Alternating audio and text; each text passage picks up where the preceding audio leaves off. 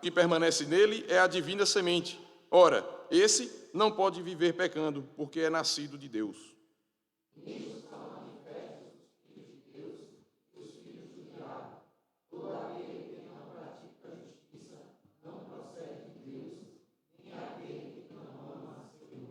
Amém.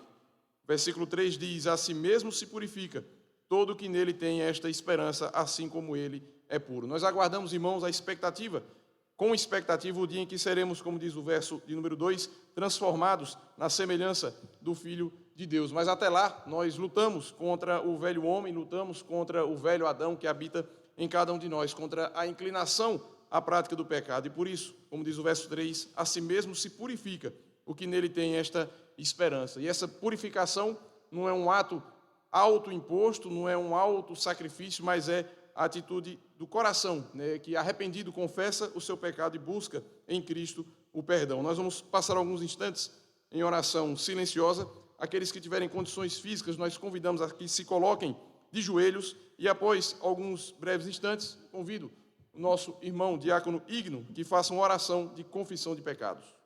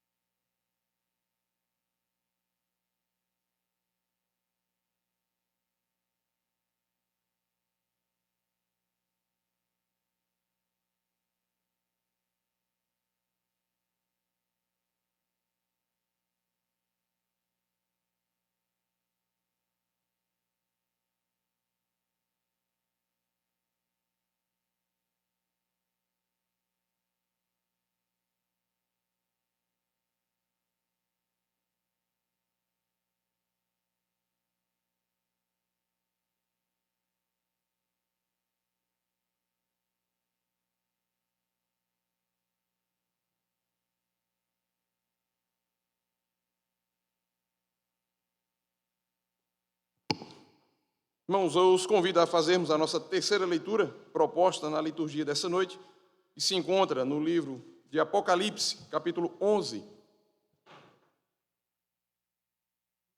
Apocalipse de São João, capítulo 11, versículos de 15 a 19. Faremos essa leitura todos juntos. Apocalipse 11, Apocalipse 11, versículos de 15 a 19, leitura em conjunto. Leiamos. O sétimo anjo tocou a trombeta e houve no céu grandes vozes dizendo: o reino do mundo se tornou de nosso Senhor e do seu Cristo, e ele reinará pelos séculos dos séculos.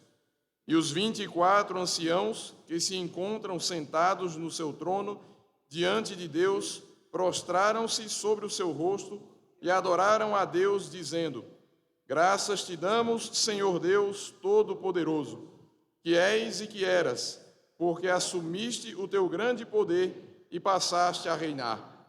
Na verdade, as nações se enfureceram. Chegou, porém, a tua ira, e o tempo determinado para serem julgados os mortos, para se dar o galardão aos teus servos, os profetas, aos santos e aos que temem o teu nome, assim aos pequenos como aos grandes, e para destruíres os que destroem a terra. Abriu-se então o santuário de Deus, que se acha no céu, e foi vista a arca da aliança no seu santuário. E sobrevieram relâmpagos, vozes, trovões, terremoto e grande saraivada. Amém.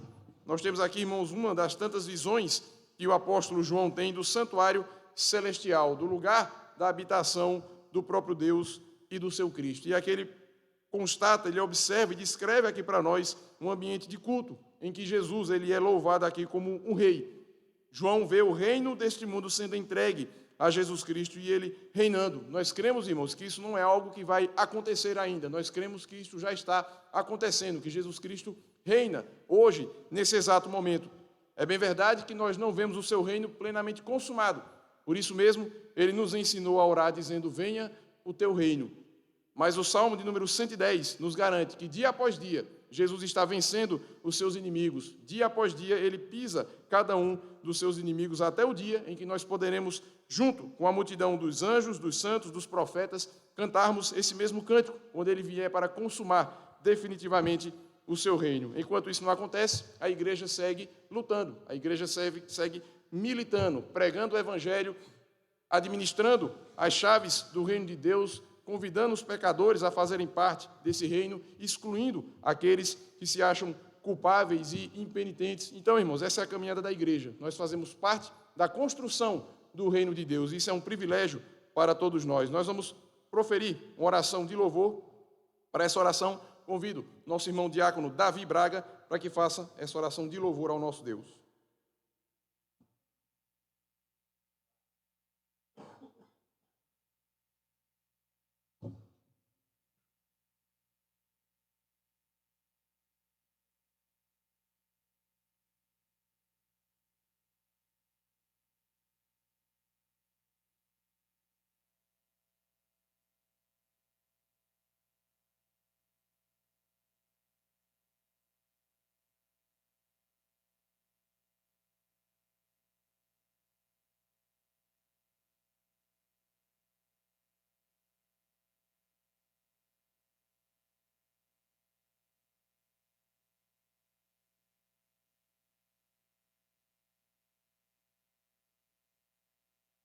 Amém. Com a palavra, os irmãos que fazem parte do Ministério de Música da Igreja, para os cânticos, durante a primeira canção, aqueles que trouxeram dízimos e ofertas poderão depositá-los aqui no gasofilácio.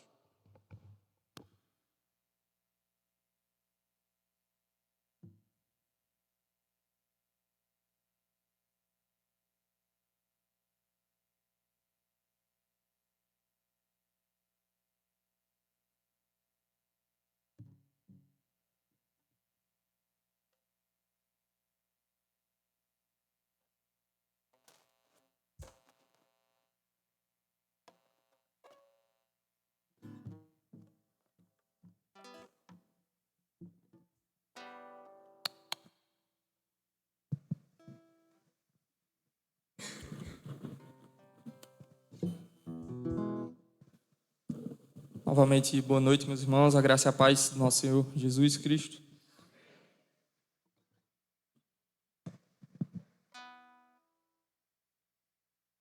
Assim como está escrito lá em Romanos 15, versos 5 e 6, diz assim: ora, o Deus da paciência e da consolação vos conceda o mesmo sentir de uns para com os outros, segundo Cristo Jesus, para que concordemente e a uma voz glorifiqueis a Deus e Pai de nosso Senhor Jesus Cristo. Assim como o Deus Filho é um com Deus Espírito e com Deus Pai, nós também devemos ser um, como corpo, e vamos cantar nessa noite ajuntamento, para que a Trindade venha e habite em nós também, para que nós possamos glorificá-lo da melhor forma. Por isso cantemos ajuntamento.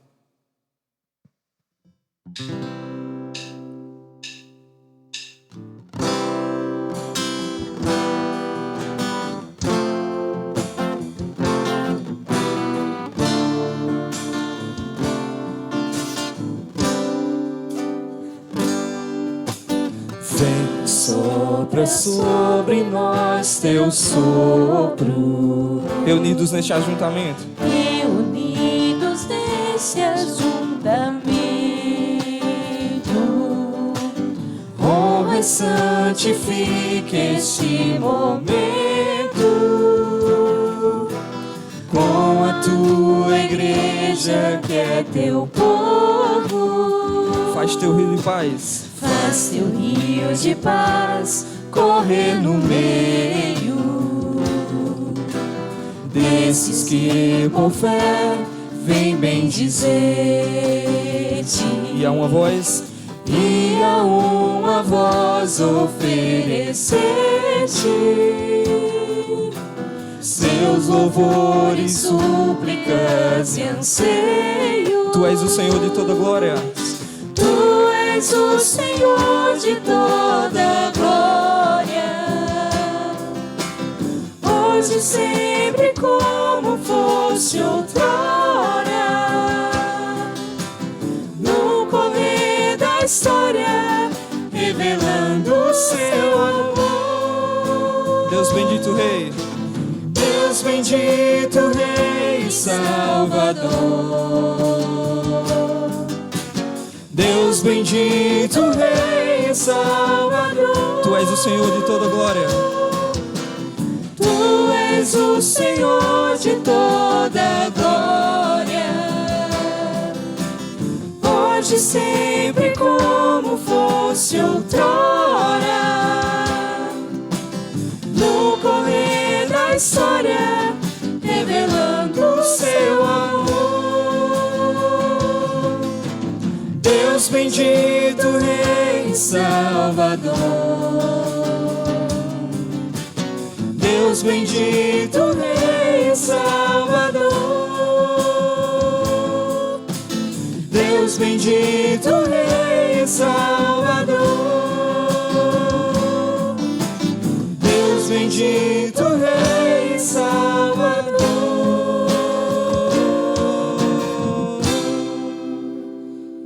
convido os irmãos a se colocarem de pé nesse momento.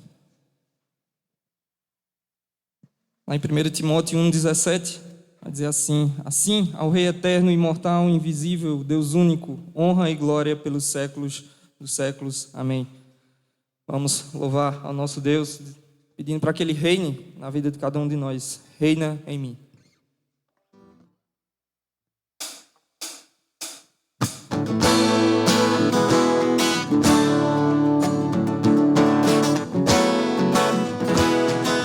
Sobre toda a terra, Tu és o Rei. Sobre toda a terra Tu és o Rei, sobre as montanhas e o pôr do sol, uma coisa só, meu desejo é: Vem reinar. vem reinar em mim, Senhor, reina em mim, com o Teu poder, sobre a escuridão, sobre os sonhos meus. Tu és o Senhor de tudo que sou. Vem reinar em mim, Senhor.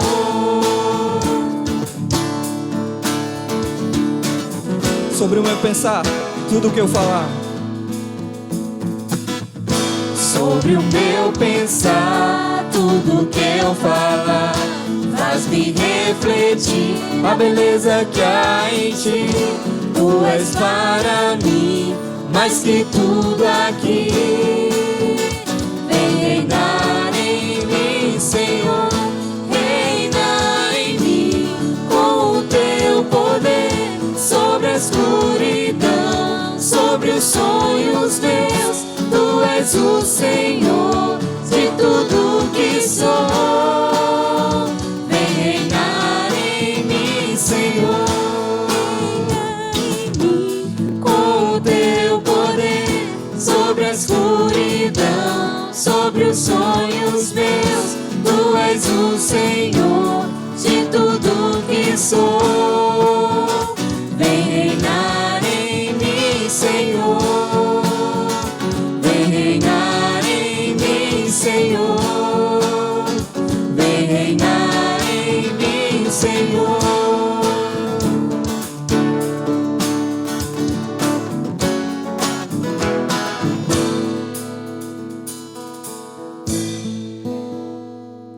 pé. Vamos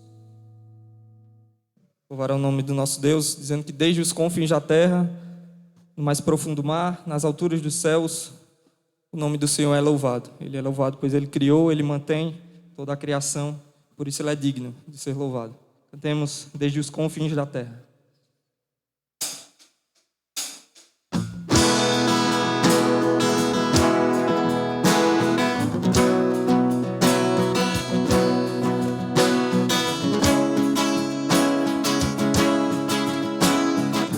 Os homens cantam comigo e as mulheres repetem. Desde os confins da terra, no mais profundo mar, nas alturas do céu, louvado és dentro dos corações, em meio a um clamor. Nasce essa canção, e os povos cantam, todos, por toda a eternidade, tu serás adorado, grande Deus, exaltado nas nações, Senhor da criação, grande Deus, seja louvado.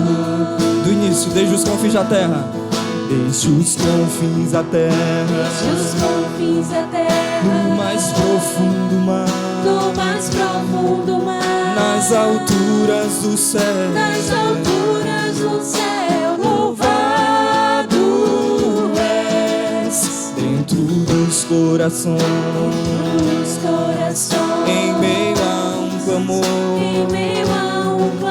nasce essa canção, e os povos cantam,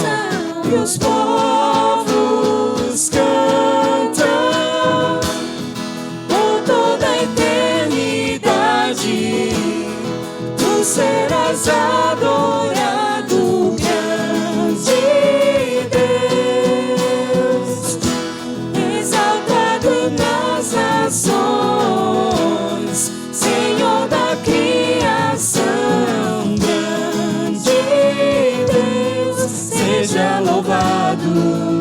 Desde os confins da terra, desde os confins da terra, no mais profundo mar, nas alturas do céu, louvado és. Os irmãos podem assentar. Vamos finalizar com o último cântico. Salmo 18, versículos 1 e 2 diz: Eu te amo, ó Senhor, força minha. O Senhor é a minha rocha, a minha cidadela, o meu libertador, o meu Deus, o meu rochedo em quem me refugio, o meu escudo, a força da minha salvação, o meu baluarte. Vamos cantar nesse momento, com descrição tão bela, vamos dizer que amamos o nosso Senhor. Amo o Senhor.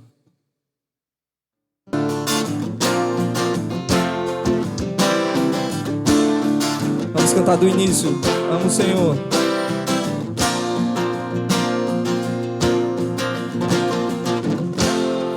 Amo o Senhor,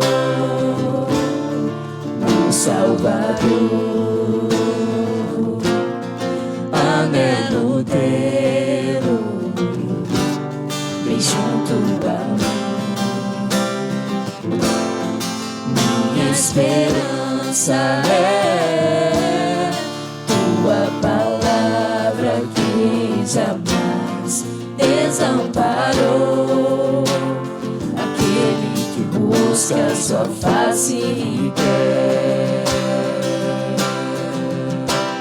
viver para ti, pensar só em ti, romper com as barreiras do mundo aqui, voar com o Pai nas asas da fé e e ser revestido de glória e poder. Viver para ti, viver para ti, pensar só em ti, romper com as barreiras do mundo aqui, voar com o Pai nas asas da fé e ser revestido de glória e poder.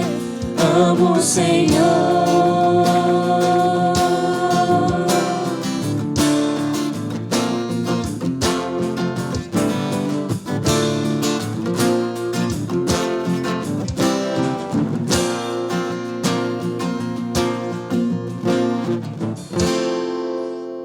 amém, meus irmãos. Que o nome do Senhor seja glorificado.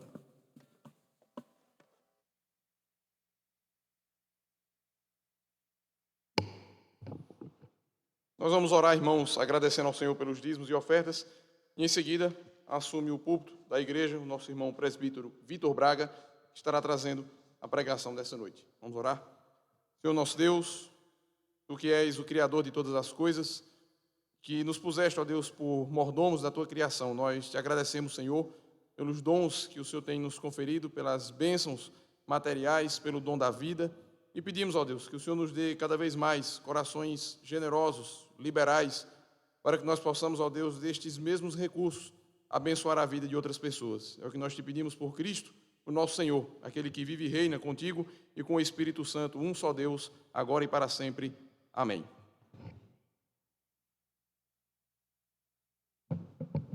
Graça e paz, irmãos. Amém. Irmãos, eu quero convidar a igreja a abrir as suas Bíblias em Joel, capítulo 2.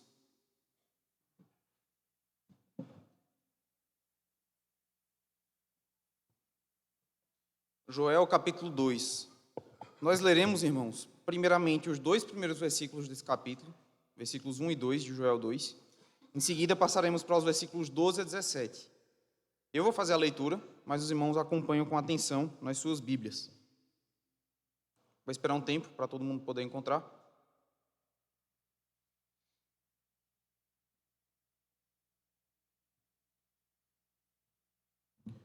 Joel, capítulo 2, versículos 1 e 2, em seguida, versículos 12 a 17. Diz assim a palavra de Deus: Tocai a trombeta em Sião e dai voz de rebate no meu santo monte. Perturbem-se todos os moradores da terra, porque o dia do Senhor vem e já está próximo. Dia de escuridade e densas trevas, dia de nuvens e negridão. Como a alva por sobre os montes, assim se difunde um povo grande e poderoso, o qual desde o tempo antigo nunca houve, nem depois dele haverá pelos anos adiante, de geração em geração. Agora versículos 12 a 17.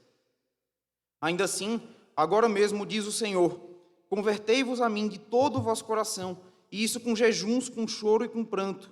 Rasgai o vosso coração, não as vossas vestes, e convertei-vos ao Senhor vosso Deus, porque Ele é misericordioso e compassivo e tardio em irar-se, e grande em benignidade, e se arrepende do mal. Quem sabe não se voltará e se arrependerá, e deixará após si uma bênção, uma oferta de manjares e libação para o Senhor vosso Deus. Tocai a trombeta em Sião, promulgai um santo jejum, proclamai uma assembléia solene.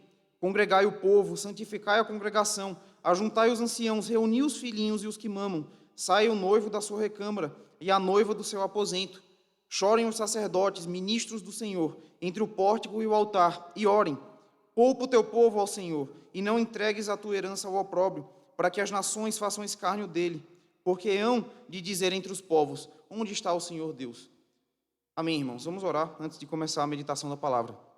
Senhor, nós te agradecemos por esse texto que acabamos de ler e cremos, Deus, que o Espírito Santo quer falar conosco. E por isso mesmo, Deus, eu peço a sua intervenção para que não eu fale, Senhor, mas o Senhor fale, e que toda a igreja possa, então, assim, demonstrar frutos daquilo que o Senhor quer que nós ouçamos. Assim nós choramos em nome de Jesus. Amém. Meus queridos irmãos, nós estamos diante de um dos livros mais enigmáticos do Antigo Testamento. As profecias de Joel, embora elas sejam muito conhecidas e até mesmo utilizadas no Novo Testamento, elas foram dadas em um contexto que é desconhecido e muito difícil de estimar.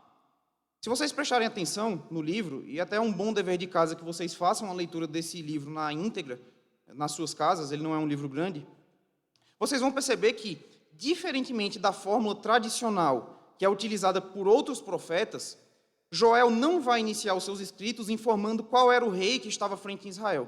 Vocês devem perceber que quando vocês leem os profetas, eles começam assim: falou Isaías, filho de tal pessoa, nos dias do rei tal. Jeremias, nos dias do rei tal. Enfim, eles sempre precisam qual é o rei que estava à frente quando eles entregaram a profecia. Joel não faz isso. Ao longo da profecia de Joel, além disso, também não são citadas situações específicas que nos ajudem a datar o livro. Joel não fala sobre algum acontecimento histórico que os historiadores consigam precisar nos seus estudos. Toda a pregação do profeta ela vai se basear em uma suposta praga de gafanhotos que atinge Israel, que é mencionada aqui no primeiro capítulo. Além disso, diferentemente dos demais profetas, Joel também não vai fazer uma lista de pecados específicos cometidos pelo povo, para correlacionar esses pecados com as ameaças de Deus. Você vai ver também isso nos outros profetas. Você vai ver os profetas falando sobre sacerdotes que, enfim, não intercedem pelo povo, pessoas mais abastadas que roubam os pobres, mas Joel não vai fazer nenhuma lista de pecados específicos, ele vai tratar os pecados de Israel de forma genérica. Irmãos, diante desse contexto, alguns comentaristas eles vão sugerir que esse livro ele foi escrito no século 9 a.C., durante o reinado de Joás, que aconteceu ali mais ou menos em 835 a.C. Outros vão crer que o livro ele foi escrito um pouco antes da queda de Jerusalém, no ano de 586 a.C. Perceba, uma diferença de 300 anos. Outros ainda vão preferir uma data após o exílio. Eles vão dizer que Joel foi escrito pós-exílio na Babilônia. Mas, irmãos, concordando com Calvino, de que é impossível saber a data em que Joel profetizou, e até mesmo um pouco desproposital, nós não precisamos saber qual foi a data que Joel escreveu esse livro, nós partiremos hoje de uma premissa que ela também é muito aceita e até muito provável de ser verdade. Ela é muito aceita entre os comentaristas, que é o seguinte: Joel escreveu esse livro muito possivelmente como um guia litúrgico para o arrependimento nacional. E por causa disso mesmo, propositalmente, ele não vai informar nenhuma data e nenhuma ocasião, não vai informar nenhuma lista de pecados específicos, porque ele vai escrever esse livro para ser um guia litúrgico do povo de Israel. Ele vai escrever essas profecias para que o povo de Israel se atente de tempos em tempos que é preciso que eles se arrependam, de fato, dos seus pecados. E aí, pensando um pouquinho no panorama desse texto, o capítulo 1 da profecia nos dá elementos que permitem a gente considerar essa possibilidade de que Joel, de fato, foi escrito como um contexto litúrgico. No versículo 3 do capítulo 1, Joel vai dizer o seguinte: narrai isto aos vossos filhos, e os vossos filhos façam a seus filhos, e os filhos destes a outra geração. Em outras palavras, o profeta ele desejava que essas ameaças e essas promessas que seriam enfatizadas ao longo do texto, elas fossem espalhadas entre todas as gerações de Israel. Não era para ficar restrita a uma geração de Israel, mas elas deveriam ser passadas de geração em geração. Os meus filhos deveriam contar aos seus filhos. Os filhos dos meus filhos deveriam contar aos seus descendentes também, e assim por diante. Para que eles jamais se esquecessem das condições da aliança de Deus. Eles jamais se esquecessem do modo como Deus estruturou a sua aliança com Israel. Com bênçãos da obediência, mas também com maldições provenientes da desobediência. E aí, prosseguindo ainda no capítulo 1, a ambientação da profecia vai acontecer numa situação que é um tanto comum. A invasão de gafanhotos, conforme eu mencionei algum tempo atrás, no começo do sermão. Joel vai trazer uma situação que é comum, corriqueira, invasão de gafanhotos, que pode acontecer em qualquer situação. A gente pode ver isso no versículo 4 do capítulo 1. E aí, irmãos, eu sei que aqui, entre vocês, existem algumas pessoas, alguns agricultores, algumas pessoas que têm contato com a agricultura, e vocês certamente vão lembrar, vão saber, que quem vive do plantio de culturas, plantio de quaisquer coisas que sejam, é necessário sempre estar de olho às pragas, porque elas vão aparecer vez ou outra, não é verdade? Se você não colocar lá os venenos, os agrotóxicos, enfim, eu não sei nem se pode colocar agrotóxico, mas se você não tratar as plantações, o que pode acontecer muito possivelmente é que vai aparecer pragas, corriqueiramente. Então é uma situação comum em Israel. Gafanhotos eles podem aparecer em qualquer momento. E até aqueles que não plantam, os que acordam cedo no domingo e têm o costume de ligar a TV, vão ver lá no Globo Rural, que vez ou outra, vira e mexe, ele vai dizer o seguinte: produtores de café estão preocupados com uma larva tal. Você vai ver que isso acontece com uma certa frequência. Irmãos, infestações de gafanhotos nas plantações, elas poderiam ser muito comuns mesmo. Contudo, irmãos, e aí é importante vocês perceberem isso, os gafanhotos eles também são simbolizados no Oriente Antigo e principalmente em Israel, como sinais da maldição de Deus. Gafanhotos nas plantações, eles poderiam ser muitas vezes simbolizados como sinais da maldição de Deus sobre um povo. Por exemplo, em Deuteronômio, capítulo 28, versículo 38, Deus promete, no contexto das ameaças decorrentes da desobediência, que os israelitas plantariam muito, mas eles colheriam pouco, por causa exatamente desses mesmos gafanhotos. Deus ele fala, se vocês me desobedecerem, vocês vão plantar muito, mas vão colher pouco, porque os gafanhotos eles vão tomar conta das suas plantações. Em suma, irmãos, Joel, ele alerta que, e preste atenção nisso, Joel alerta que, como participantes de uma sociedade agrícola, uma sociedade que vive do plantio, os israelitas, eles não deveriam tratar como banais os sinais de desaprovação de Deus, os menores que fossem, mas eles não poderiam tratar isso como coisas banais, porque essas coisas poderiam se converter no futuro em um juízo ainda maior. Esse ensinamento, irmãos, ele vai estar inteiramente relacionado com o versículo 6 do capítulo 1 ainda. Joel vai dizer no versículo 6 o seguinte: porque vem um povo contra a minha terra, poderoso e inumerável, os seus dentes são dentes de leão, e ele tem queixais de uma leoa.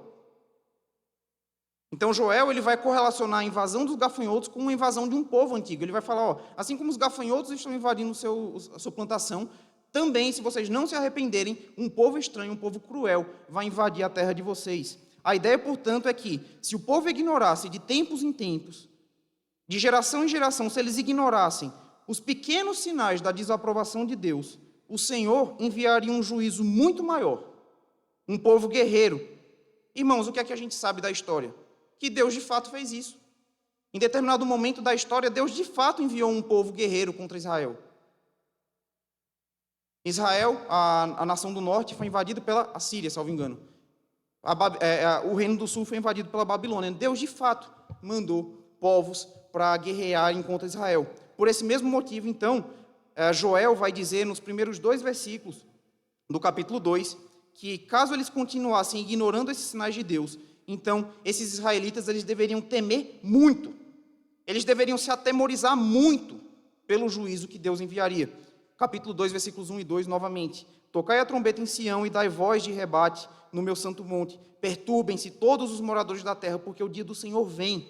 Já está próximo, dia de escuridade e densas trevas, dias de nuvens e negridão. Como a alva por sobre os montes, assim se difunde um povo grande e poderoso, qual desde o tempo antigo nunca houve, nem depois dele haverá pelos anos adiante, de geração em geração.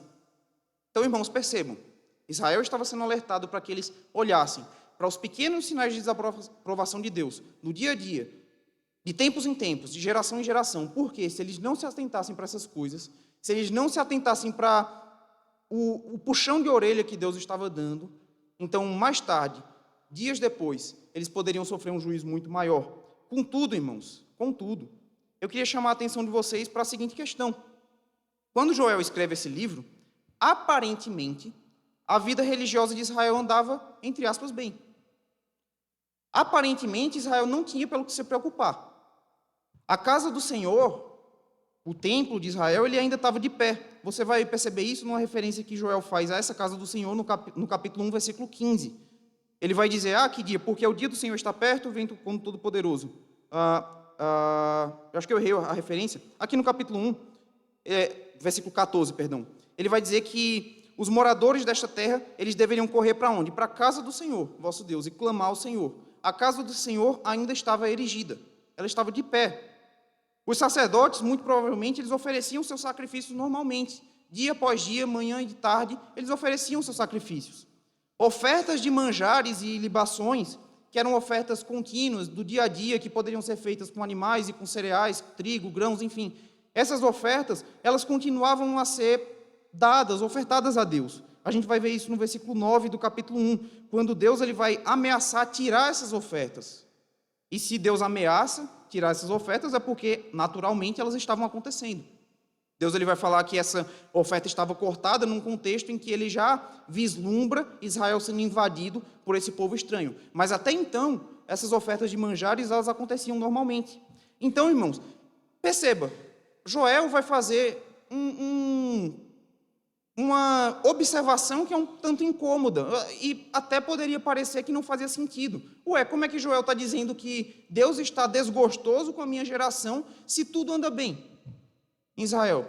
Se os sacrifícios são dados normalmente, se os sacerdotes sacrificam normalmente, se nós oferecemos dia após dia ofertas de manjares, como é que Joel pode estar falando que Deus ele está descontente conosco? Irmãos, de imediato, com isso, nós podemos fazer uma primeira aplicação, que tempos de paz, eles podem levar o nosso coração enganoso a nos descuidar da piedade. Vou repetir, tempos de paz, eles podem levar o nosso coração enganoso a nos descuidarmos da piedade, a nos descuidarmos dos pequenos sinais que Deus nos manda para corrigir as nossas vidas.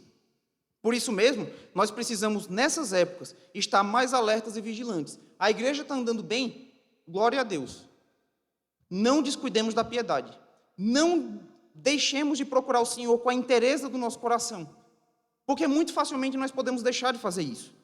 Ao que nos parece, Israel estava com o coração endurecido demais para perceber as práticas pecaminosas que aqui e ali iam se manifestando aos pouquinhos, práticas pequenas, mas um sacerdote que já não ofertava com um coração alegre, um juiz corrupto que de repente pervertia o direito do mais pobre, mas achava que ninguém estava vendo, tudo andava bem, parecia que tudo estava bem.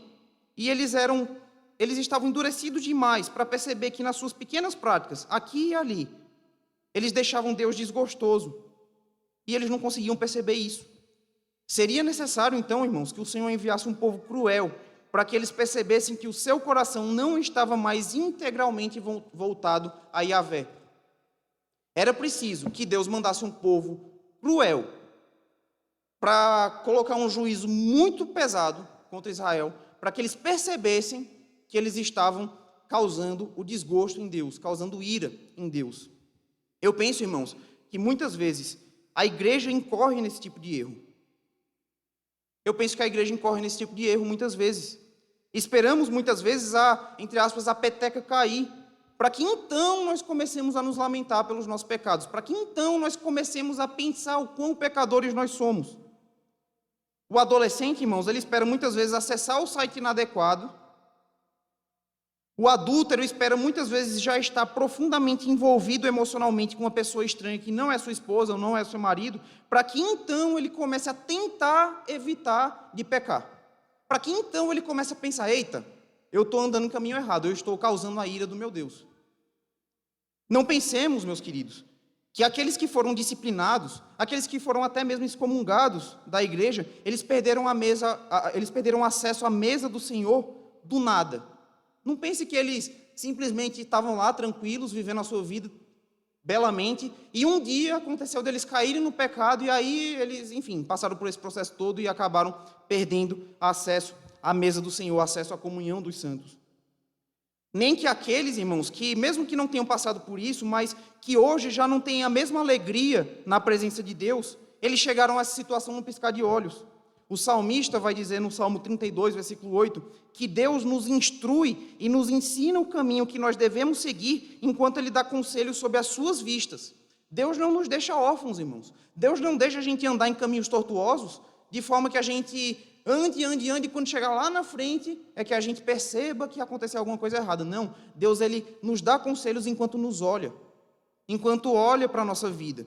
Sendo filhos de Deus, irmãos, essas pessoas que passaram por esse tipo de situação, essas pessoas que não têm mais prazer no Senhor, essas pessoas que acabaram sendo disciplinadas na igreja, ou excomungadas, ou até mesmo cometeram pecados, e esse pecado não se tornou manifesto, mas não vivem mais uma vida de agrado a Deus, essas pessoas chegaram a essas condições, porque, como os israelitas, irmãos, eles ignoraram os pequenos sinais de Deus, aquelas coisas cotidianas, e aos poucos descuidaram da sua espiritualidade. Já não oravam mais com tanta frequência, e mesmo quando oravam, já não faziam isso com inteireza de coração, já não liam mais a Bíblia, já não ouviam mais um conselho do irmão, ou quando ouviam, falavam, é complicado, né, fazer essas coisas, e deixava para lá, irmãos. Quantas vezes nós ignoramos os ensinamentos bíblicos das nossas leituras devocionais, por fazermos isso de forma despropositada e mecânica. Nós lemos a Bíblia, passa 15 minutinhos e fala, já fiz a devocional de hoje. E nem se lembra do que leu mais.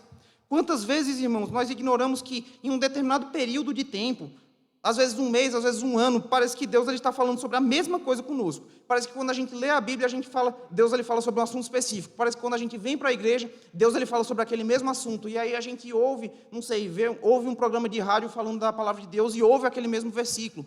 Quantas vezes a gente não ignora isso? Irmãos, quantos estudos bíblicos da nossa igreja nós não deixamos escapar sem nenhuma mudança prática na nossa vida? Irmãos, quantas coisas a gente já não falou aqui na igreja?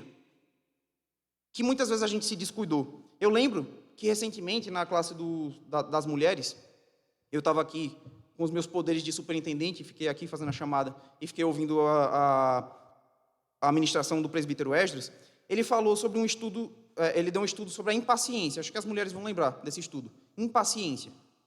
Falta de longanimidade. E como essa impaciência ela pode fazer com que esse pecado ele tome conta de nós, que muitas vezes nós sejamos ásperos, impacientes com as pessoas. E alguns dias depois, irmãos, é curioso porque alguns dias depois, poucos dias depois, parece que Deus ele me colocou numa prova de fogo. Eu fui comprar um móvel com a Adiele numa loja ali de móvel para a Heleninha já. E aí o atendente que estava ali recebendo a gente, ele estava no seu primeiro dia de trabalho. Irmãos, ele demorou mais de 40 minutos para gerar uma nota fiscal. Mais de 40 minutos. E aí, irmãos, naturalmente, meu coração ele quis começar a se impacientar. Falar, vixe, essa pessoa aqui não pode estar aqui. Eu e a Adiele, a gente comentou assim, de falar com o supervisor dele para ele tomar as medidas cabíveis. Mas, irmãos, aquele rapaz estava no seu primeiro dia. Por que eu precisava fazer isso? E porque muitas vezes, mesmo tendo ouvido situações como essa, presbítero Esdras, presbítero Caio, pastor, eu, enfim, o presbítero Valdeci, quem quer que seja, falando sobre algum assunto específico, a gente ouve, mas não bota em prática. Ontem, o missionário Davi, aqui na UMP, ele falou exatamente sobre isso. Uma ministração na carta de Tiago, ele falou, olha, aquele que ouve as palavras de Deus, mas não coloca em prática, ele é tolo. Ele é tolo. Irmãos, e pode parecer que esses estudos, eles falam sobre coisas impossíveis demais a ser alcançados, ou pelo contrário, falam de coisa besta demais. Mas a impaciência não é um pecado tão grave. Mas, irmãos, se eu deixo a impaciência tomar conta de mim, se eu deixo a impaciência me manifestar naquele contexto que eu estou na loja de imóvel, eu posso muito bem deixar essa impaciência também tomar conta de mim no contexto de casa. Eu já não posso ter a mesma paciência com minha esposa. Eita, mas ela fez o arroz queimar de novo. Não estou acreditando. A Adiele não faz isso não, tá, irmãos?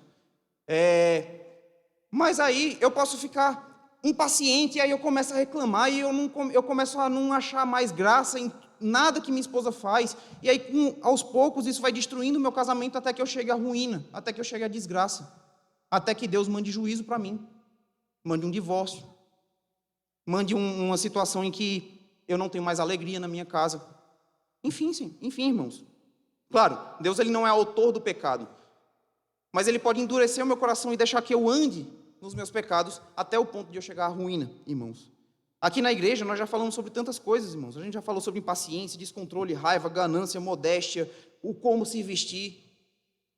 E aí a pergunta que fica sobre nós é, nós vamos esperar deixar a peteca cair mesmo? A gente vai ser como os israelitas? Deixar a peteca cair, deixar que o juízo venha, para que então eu comece a pensar nas misericórdias de Deus? É por isso mesmo que diz o Senhor, é inevitável que venham os escândalos. Mas ai do homem pelo qual vem o escândalo. Não pense que você pecou porque Deus deixou você ao léu. Não, Deus ele te instruiu, dia após dia, mas você ignorou as instruções de Deus. Aquele, portanto, irmãos, que pensa estar de pé, vede que não caia. Aquele que pensa estar de pé, vede que não caia. Mas aí, irmãos, como, portanto, nós buscaremos a aceitação do Senhor? Numa situação dessa em que nós ignoramos tanto as coisas cotidianas, os pecados que se manifestam dia após dia nas nossas vidas, como nós buscaremos a aceitação do nosso Senhor? E aí Joel vai responder isso nos versículos 12 a 17. Ainda assim, ainda que vocês estejam imersos nesses pecados, ainda que vocês ignorem dia após dia a palavra de Deus, ainda assim, agora mesmo, agora, diz o Senhor, convertei-vos a mim de todo o vosso coração, e isso com jejuns, com choro e com pranto. Rasgai o vosso coração, e não as vossas vestes, e convertei-vos ao Senhor vosso Deus, porque Ele é misericordioso e compassivo, e tardio em irar-se, e grande em benignidade, e se arrepende do mal. Quem sabe se não se voltará e se arrependerá, e deixará após si uma bênção, uma oferta de manjares e libação para o Senhor vosso Deus. Portanto, tocai a trombeta em Sião, promulgai um santo jejum, proclamai uma assembleia solene, congregai o povo, santificai a congregação, ajuntai os anciãos, reuni os filhinhos e os que mamam. Saia o noivo da sua recâmara e a noiva do seu aposento. Chorem os sacerdotes, os ministros do Senhor, entre o pórtico e o altar, e orem.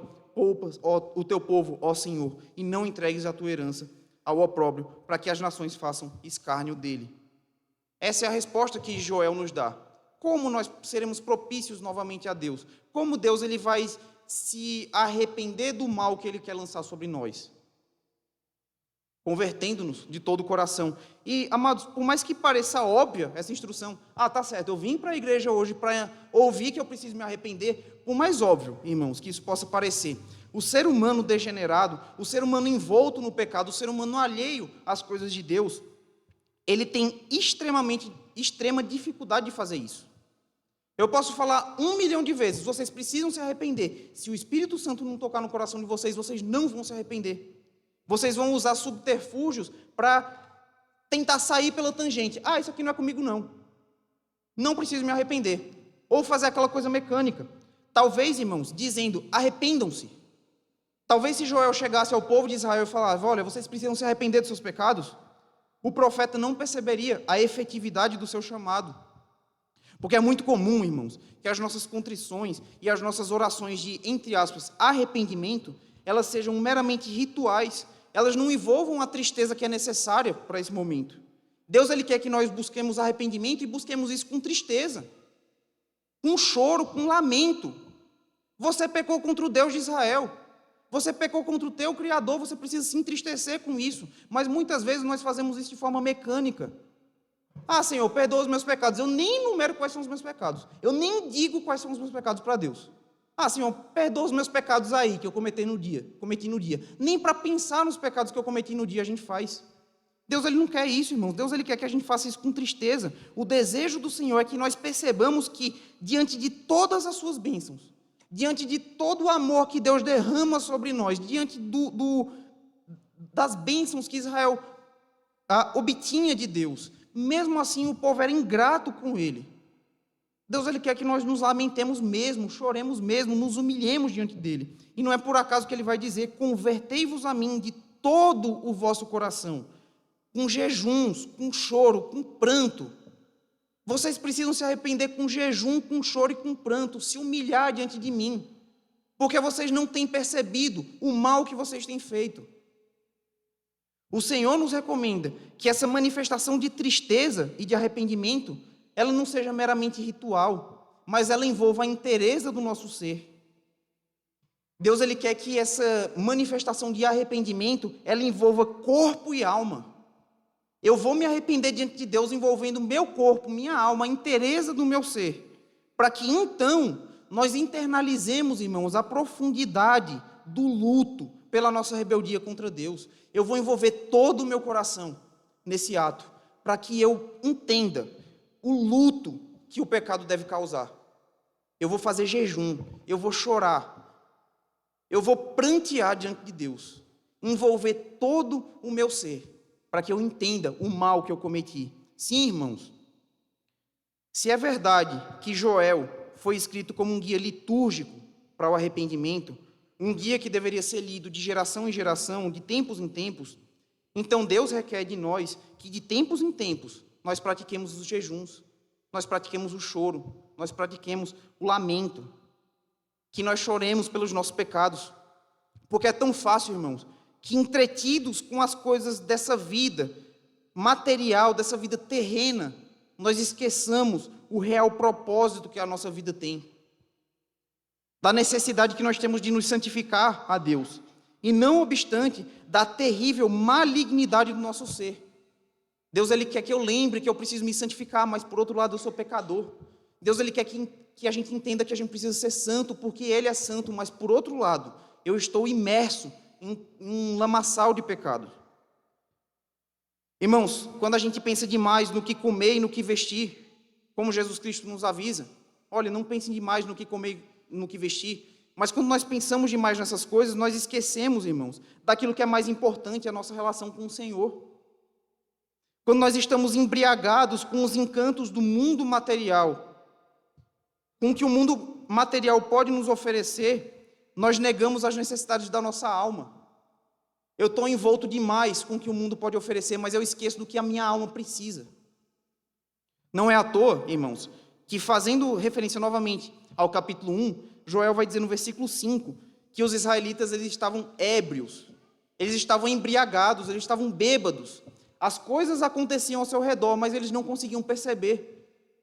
Porque enquanto eles se iludiam com o álcool da prosperidade, o álcool da vida tranquila, o álcool da morosidade da sua vida, eles ignoravam tudo demais que era importante. Eles ignoravam a sua relação com o Senhor, o Deus de Israel.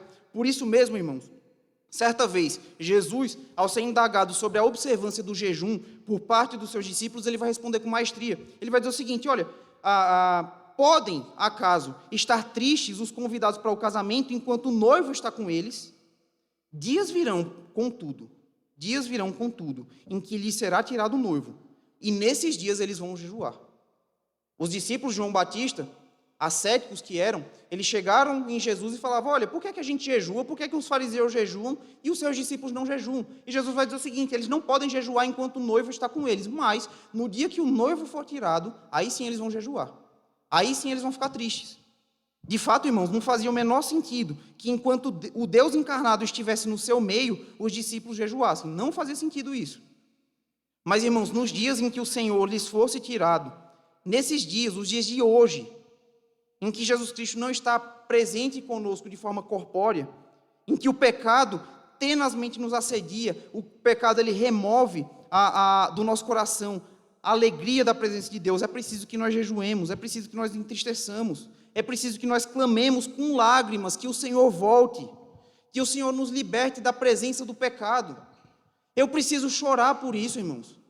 Eu preciso clamar a Deus. Volta, Senhor, Maranata, vem, Senhor Jesus, encerra todo esse pecado aqui, enquanto o Senhor não volta, que eu possa, dia após dia, lutar contra essa malignidade, porque eu não quero perder a comunhão com o Senhor. Os discípulos estavam com Jesus naqueles momentos, era um momento de alegria, mas Jesus lhes foi tirado. Jesus lhes foi tirado. É claro que Jesus está conosco espiritualmente, nós confessamos isso, mas nós não temos aquele vislumbre que os apóstolos tiveram de tocar em Jesus Cristo. E por isso mesmo nós precisamos chorar por esses pecados, por essa malignidade desses dias. Meus amados, não obstante o jejum ser uma ordenança de Deus e uma prática tão salutar à alma, uma prática tão saudável à nossa espiritualidade. Se eu perguntasse a cada um aqui, qual foi a última vez que você jejuou? Não precisa responder. Mas se eu perguntasse um por um aqui, e eu começasse a anotar, fulano jejuou faz 5 anos, fulano jejuou faz tantos meses, não sei. Será que eu conseguiria obter uma média de tempo inferior a pelo menos um ano que fosse? Se eu pudesse chegar no final de 2024 e falar, Senhor, aquele tempo de jejum eu ofereci ao Senhor, será que a gente pode falar isso da nossa igreja? Não obstante a prática do jejum ser tão salutar à alma, mas infelizmente, irmãos, a igreja contemporânea não jejua mais. A igreja contemporânea não chora mais os seus pecados. Ela não tem esse costume. Por outro lado, irmãos, a história, ela mostra como os santos de Deus, movidos pelo entendimento da necessidade de recorrentemente nos apresentarmos diante dele contritos, os santos de Deus, ao longo da história, eles sempre estimaram essa prática com muito zelo. Um exemplo disso, irmãos, é uma prescrição que está na Didaquê. A Didaquê é um documento cristão antigo, muito provavelmente datado do 1º século, ou seja, ali do meio apostólico. Há aqueles que correlacionam a escrita da Didaquê aos apóstolos, embora eu mesmo não acredite nisso. Mas, irmãos, a Didaquê, pelo menos, é um documento histórico que nós temos. E ela prescreve o seguinte, 1º século, época dos apóstolos, ela vai dizer o seguinte: antes de batizar, tanto aquele que batiza, como o batizando, bem como aqueles que puderem, eles devem observar o jejum. Você deve ordenar ao batizando um jejum de 1 ou 2 dias. Isso está lá no capítulo 7, no parágrafo 4. Ele vai complementar ainda no capítulo 8 o seguinte: os seus jejuns não devem coincidir com os dos hipócritas. Eles jejuam no 2º e no 5º dia da semana. Porém, você deve jejuar no 4º dia e no dia da preparação. Capítulo 8, parágrafo 1. Irmãos, nós não sabemos o porquê exatamente. A Didaquê vai falar que nós deveríamos ser diferentes dos hipócritas que jejuam no 2º e no 5º dia, e nós deveríamos jejuar na 4ª e no dia da preparação. Também não é obrigado que você jejue toda semana, mas, irmãos, o ponto que eu quero que vocês prestem atenção é que, nos primeiros séculos, desde os tempos mais antigos, os cristãos eles costumavam jejuar, não de forma anual, irmãos, mas de forma semanal. Toda semana eles ofereciam jejuns a Deus. Toda semana eles buscavam lamentar os seus pecados diante de Deus. Em ocasiões como o batismo, não apenas o batizando jejuava, mas aquele que ministrava o batismo e também aqueles que olhavam a situação, aqueles que presenciavam essa situação. É por isso, irmãos, que o pregador vai falar em Eclesiastes capítulo 3, versículo 4. Há tempo de chorar e tempo de rir, tempo de prantear e tempo de saltar de alegria. Eclesiastes capítulo 3, versículo 4. O pregador diz que existe tempo de chorar e existe tempo de rir. Eu creio, irmãos, que é do conhecimento de todos vocês, até mesmo por uma questão cultural, eu creio que é do conhecimento de vocês, que nós entramos num tempo conhecido como Quaresma. Eu imagino que vocês tenham notado isso. Até porque a gente entende que a Quaresma ela começa após o Carnaval. Irmãos, sinceramente, se nós chegássemos e falássemos o seguinte: eu observo a Quaresma. Não estou falando a respeito de mim, eu estou colocando uma situação hipotética. Se alguém chegasse e falasse o seguinte: eu observo a Quaresma, é muito possível que o evangélico médio, aquele evangélico que vive na igreja no dia a dia, ele torcesse o seu nariz e ele afirmasse que isso é coisa de católico. Tu observa a Quaresma? Puxa, é católico agora? Defendendo, irmãos, que ele não observa a Quaresma porque isso é um mero ritual mecânico, desprovido de alma. E é interessante, irmãos, que, porém, nenhum de nós vai rejeitar a ideia de comemorar outras estações litúrgicas, as estações litúrgicas da alegria. Comemorar Natal, comemorar Páscoa, a gente não se objeta a isso. Muitas vezes, a gente não comemora nem mesmo o Santo Natal, nem mesmo a Santa Páscoa, mas a gente comemora um simulacro ali que é deturpado, que é cheio de glutonaria, que é cheio de coisas do mundo. Mas, irmãos, nós repudiamos veementemente aqueles que querem comemorar a estação litúrgica da dor, do sofrimento, da tristeza. E é óbvio, irmãos, é óbvio que a cultura vai incentivar isso porque não tem como lucrar com jejum, né? Não tem como uma empresa aí de panetone lucrar com jejum. Mas, irmãos, mais do que isso, é porque nos nossos tempos a gente é acostumado, a gente é treinado para ser imediatista, cheio demais, sempre na correria, de repudiarmos, irmãos, os momentos de silêncio, de introspecção, de sentar, de calar, de ficar com a boca fechada e ouvir o que o Senhor fala. A gente repudia esses tempos. A gente, irmãos, constantemente se embriaga com o frenesi do mundo. E por causa disso, irmãos, a gente não tem o costume de pensar de tempos em tempos na necessidade da nossa alma, na necessidade do arrependimento. Irmãos, eu quero abrir um parênteses muito importante. Dizendo isso, eu não quero, e não é meu objetivo aqui, constranger ninguém a observar a Quaresma, tá? Não chegue em casa dizendo assim: eu fui para a igreja hoje e me obrigaram a observar a Quaresma. Não estou dizendo isso. Você não é obrigado a observar a Quaresma. Diferentemente dos católicos, irmãos, nós não cremos que isso é mandatório para a fé cristã. Não é. Não precisa fazer isso. Mas, irmãos, o arrependimento é. O arrependimento é mandatório para a fé cristã, sim. O choro, como nós vimos, é mandatório. O jejum é mandatório. Irmãos, se Joel, de fato, foi escrito como um livro litúrgico, como é a nossa premissa, nós vemos que é do agrado de Deus que nós façamos isso de tempos em tempos. Eu penso que, mesmo não sendo obrigatório, nós seguimos uma Quaresma, mas é muito válido, é muito saudável para a vida cristã, irmãos. É Donald Carson que vai dizer o seguinte, que muitas orações, e entenda que quando a gente fala de orações, a gente pode distribuir para as demais práticas espirituais, para as demais disciplinas espirituais, a leitura da palavra, a oração, o jejum, mas é ele que vai dizer que muitas orações elas não são feitas porque elas não são planejadas, porque a gente não planeja orar. Muitos jejuns não são feitos porque a gente não planeja jejuar. A gente vai deixando para depois e esquece. A gente deixa para pensar de forma mais focada nos nossos pecados para depois e esquece. Não pensa nisso. Mas acima de tudo, irmãos, o que eu quero deixar claro para vocês é que, quer você observe a quaresma, quer você não observe a quaresma, não permita jamais que a negligência com os meios de graça faça de você um cristão insensível, um cristão que não chora, um cristão que não lamenta em momento algum. Não deixe isso acontecer na sua vida. Deus quer que nós façamos isso de tempos em tempos. Lamentemos diante dele, choremos diante dele. Irmãos, que pelo zelo de não tornar a vida espiritual mecânica demais, você também não incorra na outra via de ser apático, de não sentir nada. E vocês que observam a quaresma, irmãos, também façam isso com sinceridade. Quando cumprirem esse período, rasguem o coração diante de Deus. Não rasguem apenas as vestes, mas rasguem o coração. Não apenas jejuem, mas busquem tristeza verdadeira. E aí, irmãos, antes de concluirmos, eu queria ainda notar mais uma coisa nesse texto com vocês, que esse não é um chamado para pessoas específicas. Não é um chamado apenas para os presbíteros. Não é um chamado apenas para aqueles que já foram, aqueles que já estão grandes. Não, é um chamado universal. Deus, ele chama todos vocês que ouvem hoje, todos vocês que ouvem, a se arrependerem de todo o coração. Versículos 15 a 17. Tocai a trombeta em Sião, promulgai um santo jejum, proclamai uma assembleia solene. Congregai o povo, santificai a congregação, ajuntai os anciãos, reuni os filhinhos e os que mamam. Saia o noivo da sua recâmara e a noiva do seu aposento. Chorem os sacerdotes, os ministros do Senhor, entre o pórtico e o altar.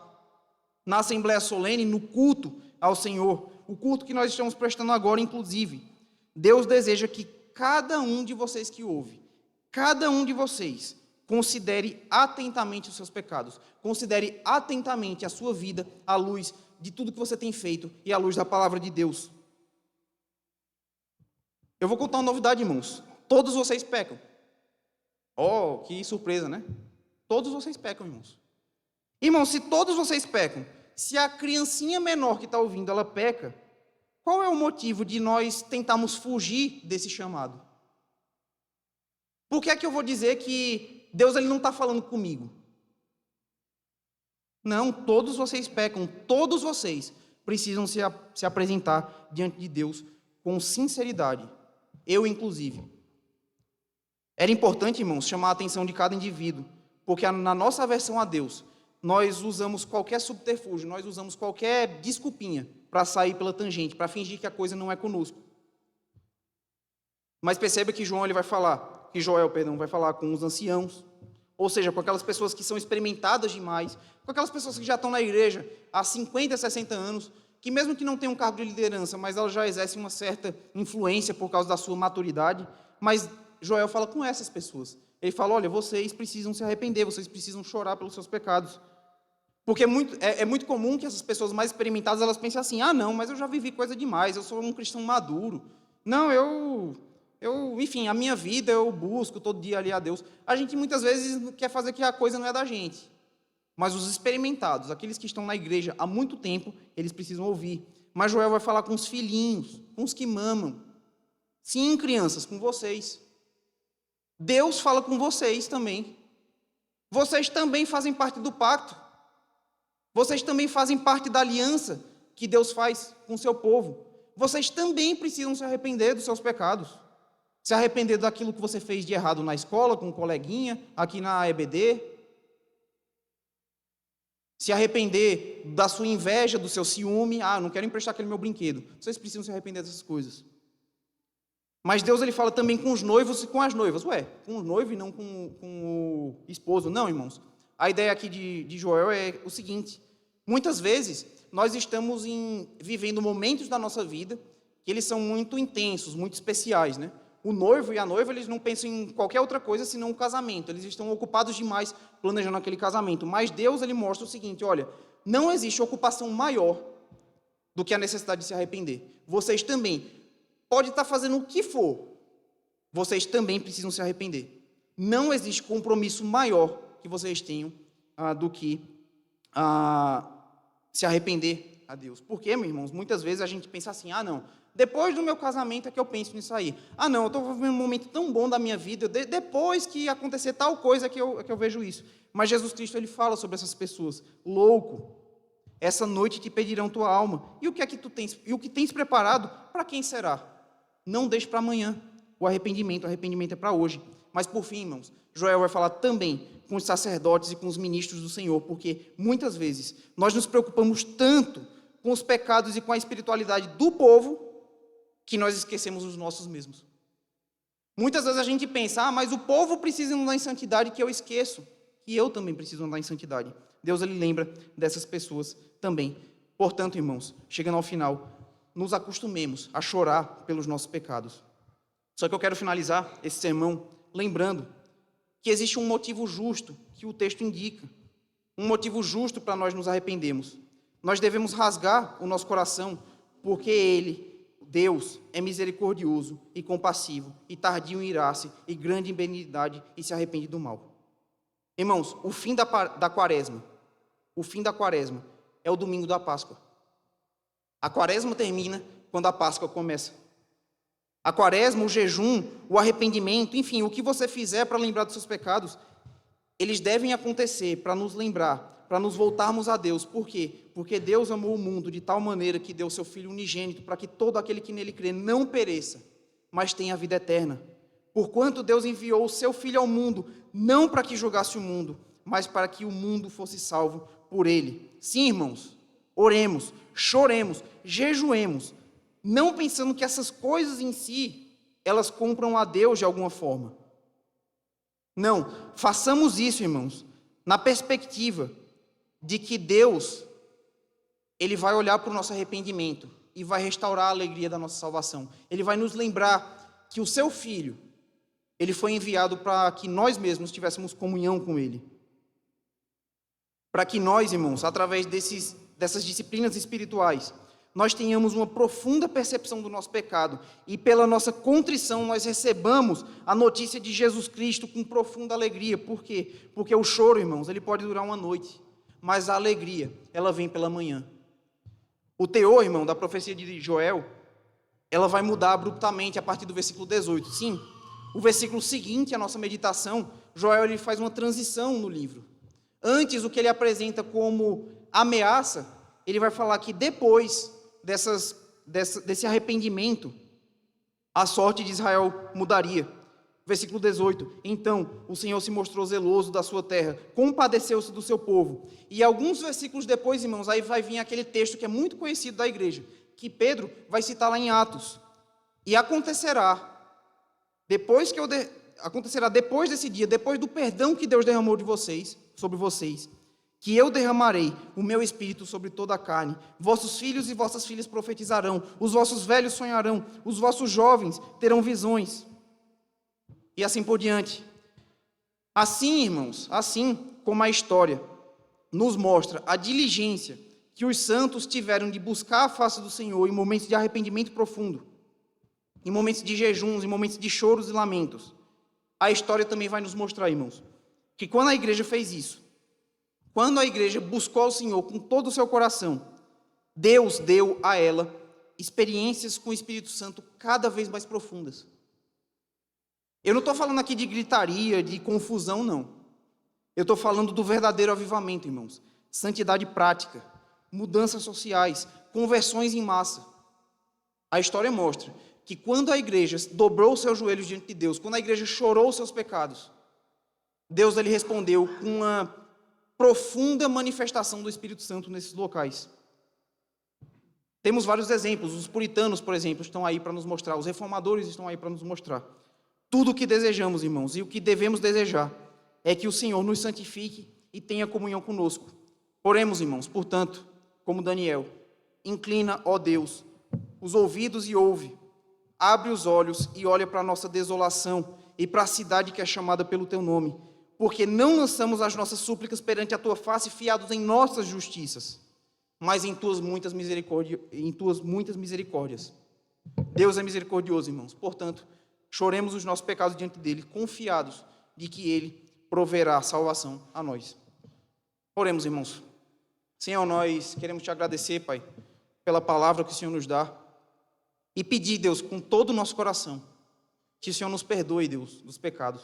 Mas não apenas, Deus, que nós peçamos agora e esqueçamos no restante dos dias que nós somos pecadores e que precisamos lamentar diante de Ti. Não, Deus. Ajuda-nos, Pai, de tempos em tempos, a chorarmos, Deus, diante de Ti, a lamentarmos pela nossa profunda pecaminosidade, Deus. Mas também, Senhor, nos lembra que o Senhor Jesus Cristo foi enviado para que nos salvasse. E não apenas para que nos salvasse, Deus, mas para que purificasse os nossos pecados através do contínuo agir do Espírito Santo nas nossas vidas, Deus. Produz, pois, santidade, Deus, em nossos corações. Ajuda-nos, Pai, a vivermos vidas inteiramente voltadas a Ti. E que nos momentos, Deus, em que nós nos desviemos um pouquinho do caminho, que o Senhor nos console com o Teu cajado, Senhor. Que o Senhor nos puxe de volta para o caminho, com todo o amor e toda a disciplina do Senhor. Assim nós choramos, em nome de Jesus. Amém. Irmãos, como resposta ao nosso sermão, eu quero convidar a igreja a abrir os seus hinários no hino 67, Coração Quebrantado. Vou pedir para o presbítero Caio conduzir. Convido a igreja a se colocar de pé. Como foi dito pelo presbítero Vitor, que esse hino seja a nossa resposta litúrgica a Deus, ao convite, ao arrependimento, que isso se propague em nossas vidas. Hino 67, Coração Quebrantado.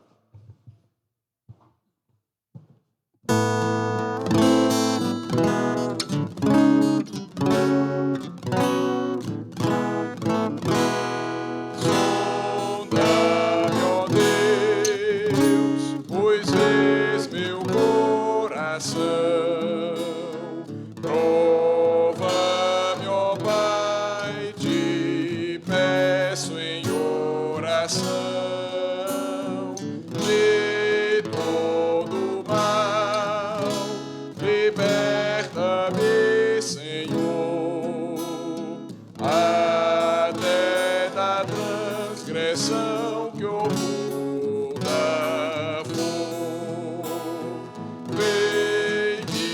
Lavar dos meus pecados meus, conforme prometeste, meu bom Deus, faze-me arder e consumir de amor, pois quero te magnificar, Senhor. Todo meu ser não considero meu, quero gastar-no no serviço teu. Minhas paixões tu podes dominar, pois tu, Senhor, vieste em mim morar. Lá do alto céu o avivamento vem, e que comece em mim seguindo além o teu poder, as bênçãos teu favor, concede aos que são teus, ó Pai de amor. Amém.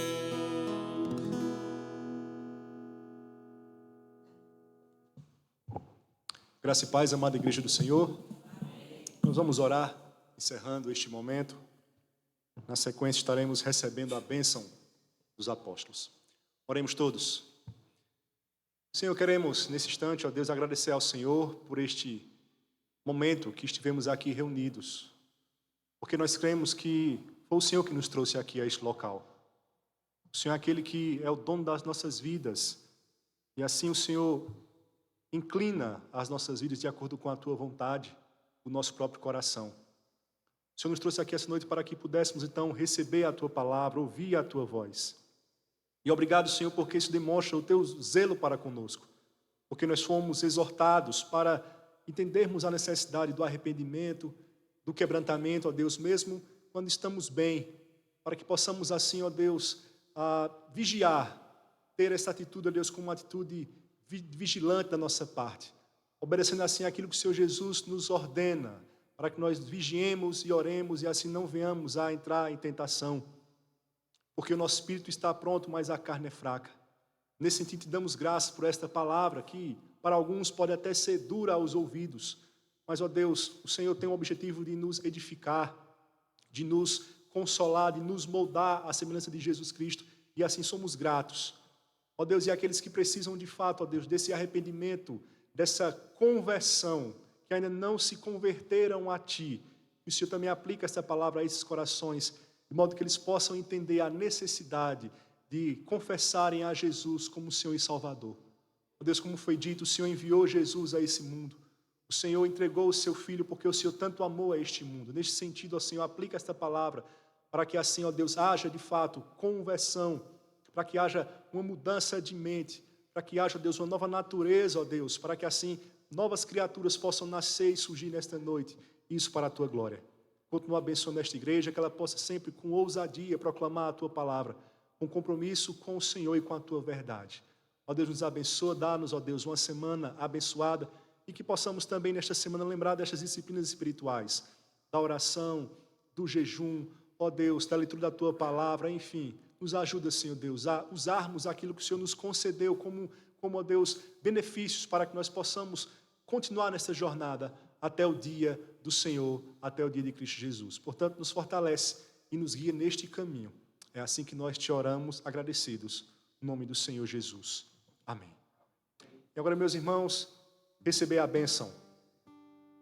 Que a graça do nosso Senhor e Salvador Jesus Cristo, o amor de Deus, o nosso eterno e soberano Pai, a comunhão e as consolações do Divino Espírito repousem sobre todos vós, desde agora e para todos sempre.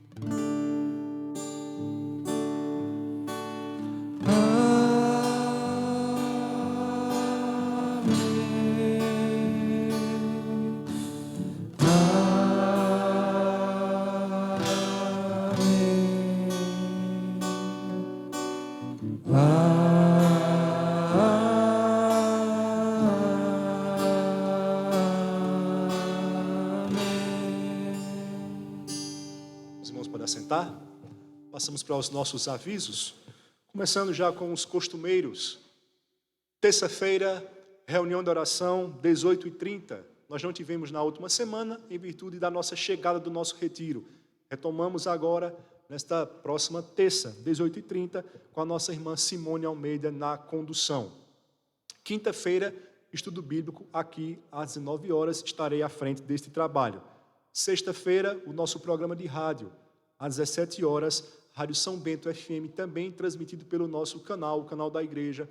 Participe e também esteja compartilhando, para que pessoas possam ouvir a palavra do Senhor. Pessoas que de repente não vêm à igreja, mesmo você as convidando, mas você pode mandar esta mensagem, ou compartilhando este link, para que ela possa ter acesso à palavra do Senhor, e o Senhor irá operar segundo o seu querer. Então, próxima sexta, 17 horas, o nosso programa Palavra Verdadeira. Domingo, 9 da manhã, Escola Bíblica Dominical, 18h30, o nosso culto solene, esse que estamos agora prestando ao Senhor. Próximo domingo estaremos aqui, se o Senhor assim permitir. Eu vi que tem um aviso da UPA, próximo sábado, reunião às 15h30 aqui no templo, com os adolescentes. E também no próximo sábado, irmãos, teremos o aniversário da nossa UPH, União Presbiteriana de Homens. Então nós vamos ter essa programação aqui, próximo sábado, às 19 horas. Vai estar conosco o reverendo William Chaves, ele que é pastor da Igreja Presbiteriana da Jurubeba. Ele vai estar aqui conosco. Nós teremos esse momento de gratidão e celebração ao Senhor por mais um ano que Ele concede à nossa UPH. é uma programação onde o público-alvo são os homens, mas toda a igreja está convidada para que nós possamos nos alegrar juntos e celebrar o Senhor pelos seus poderosos feitos na vida da nossa UPH. Tá bom? Em decorrência disso, eu quero, após este culto, ter uma pequena reunião com os irmãos da diretoria da UPH para que nós possamos falar um pouco também sobre esta programação. Algum outro aviso? Vai passar um vídeo? Vai conseguir projetar? Bom, irmãos, os irmãos perceberam que durante o louvor nós não projetamos aqui as canções. Nós estamos ainda enfrentando algumas situações. O notebook da igreja apresentou um problema, nós iremos então comprar outro. Nós já estamos com este objetivo. Essa semana, se o Senhor permitir, iremos ter esta aquisição e assim normalizar este serviço que prestamos, para que a gente possa também cantar observando as letras, aqueles que as não conhecem. Então, já está sendo providenciado pelo Conselho. Creio que no próximo domingo isso irá normalizar. Mas agora, depois de um tempo, teremos um vídeo aí dos irmãos que estiveram à frente do nosso retiro, a quem, inclusive, eu quero parabenizar pelo excelente trabalho realizado no último final de semana. Então, vamos assistir esse vídeo e, após o vídeo, os irmãos estão dispensados. Só aguarde eu e o presbítero Vitor, nós iremos ali à porta para lhe cumprimentar. Deus abençoe a todos.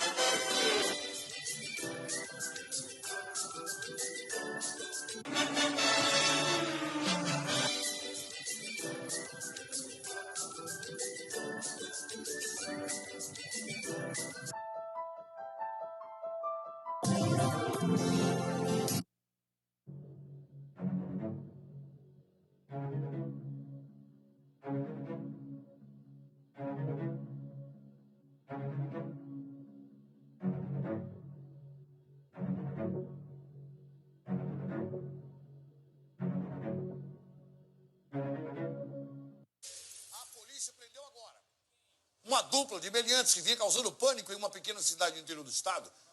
A dupla, identificada como Apple e Marreco, já está preso sob custódia. Coloca a foto dos dois. Apple e Marreco.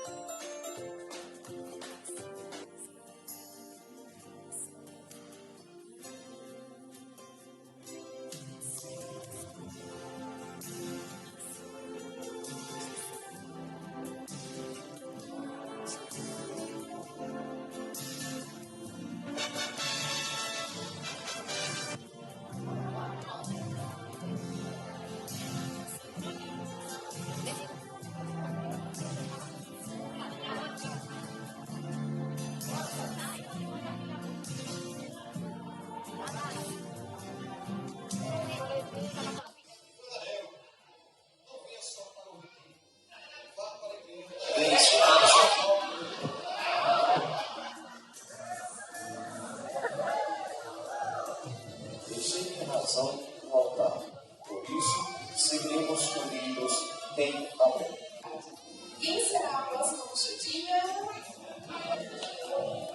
Paulinho, você pode estar distante, mas em Cristo estaremos sempre unidos em amor.